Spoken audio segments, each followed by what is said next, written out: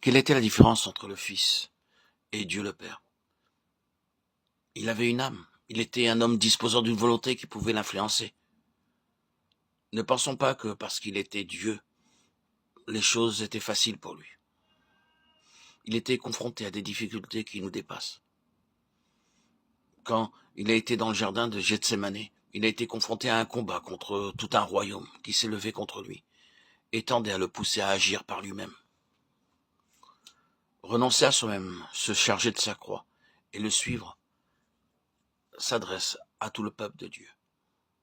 Il n'y a pas de privilégiés. Ceux qui acceptent le message de la parole de Dieu sont appelés à souffrir parce que l'ennemi ne les ménagera pas. La parole est sélective. Elle ne permet aucune argumentation. Elle ne s'impose pas à nous. Avons-nous réellement renoncé à nous-mêmes? Si c'est le cas, nous connaîtrons vraiment le salut de notre âme selon Luc 21. Et nous aurons à nous opposer à notre âme qui est toujours prête à nous inciter à la satisfaire. L'apôtre Jacques dit qu'aucun homme ne peut maîtriser sa langue. En changeant de vie, il faut que Christ devienne notre vie. Alors notre langue sera au service de Dieu. Mais si nous ne vivons pas la croix, notre langue causera beaucoup de dommages. Dans Luc 21, le Seigneur dit, par votre persévérance, vous sauverez vos âmes. Le salut de notre âme signifie qu'elle est libérée du pouvoir de notre moi et se trouve au service du Seigneur, entièrement assujettie à l'esprit dont elle est la servante. Ce qu'elle était auparavant a disparu. Elle ne dispose plus des prérogatives de penser, de commander et de diriger. Comment cela peut-il se produire? Nous devons nous offrir entièrement à Dieu de façon à permettre à la croix d'établir en nous la seigneurie de Christ. Seule la croix a le pouvoir de le faire. Nous devons recevoir Christ et vouloir qu'il règne.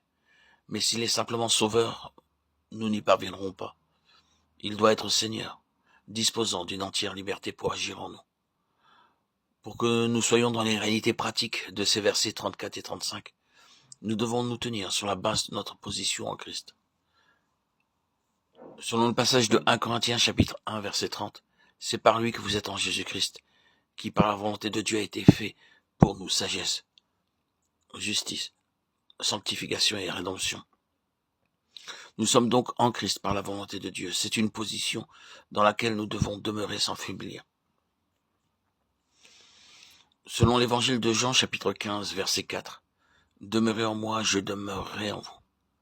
Comme le sarment ne peut de lui-même porter du fruit s'il ne demeure attaché au cep, ainsi vous ne le pouvez pas non plus, si vous ne demeurez en moi. Il nous faut garder la position en demeurant en Christ. Tant que l'enfant de Dieu demeure en Christ, il demeure dans la vie.